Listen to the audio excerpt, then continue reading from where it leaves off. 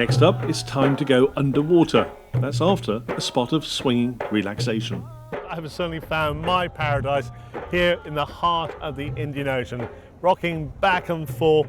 This is perhaps one of the finest swings in the entire world.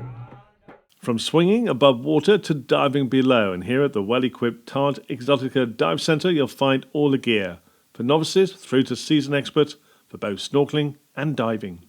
Our exploration of the Maldives continues now. We're going underwater. Some key essential items for snorkeling. Fins, of course, mask and snorkel. Toothpaste, you may say, what's that for? Well, the idea is you spread it on the lens of your face mask and it will give you clear visibility. Suntan lotion. We're very close to the equator, means the sun is very strong, so something like factor 50 all over your body, but don't put it around your eyes because you won't get a good seal with the mask and snorkel.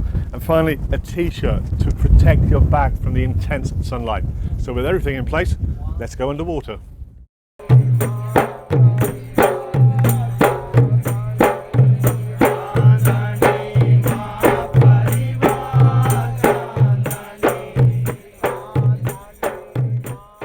On a day like this, perfect. Loads of stuff. The coral itself is going to be really beautiful, and lots of reef fish as well. Groups of snapper, triggerfish, parrotfish, all sorts living in amongst the reef. So definitely a lot to see. The underwater experience with so much to see is simply stunning. Shoals and shoals of fish,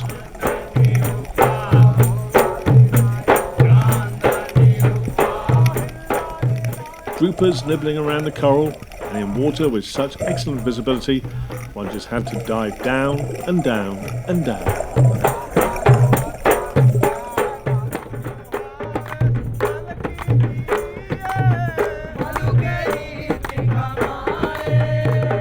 And for me, it's yet another change of clothes as we get ready to leave the beautiful surroundings of the Taj Exotica. And we're off island hopping across the blue waters of the Indian Ocean to another island resort. This time a resort operated by Dubai-based Jumeirah Group. It's the Jumeirah Bit of Valley, and there in part 3 of TravelWise, I'll be talking to an industry expert about the tourism industry here in the Maldives.